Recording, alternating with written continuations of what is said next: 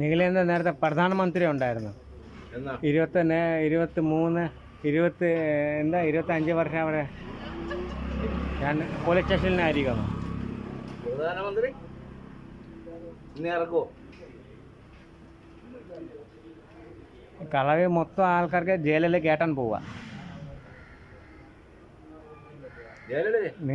നിങ്ങളെ വീഡിയോ ഞാൻ നെറ്റിൽ അയച്ചു തരും. അവിടുത്തെ ലോകം അതേത് നദിയാ? ഇവിടെ നദി. ഇവിടുത്തെ അതെന്താ പാറ പോകുന്നത് കണ്ടോ? ഓ ഇതോ?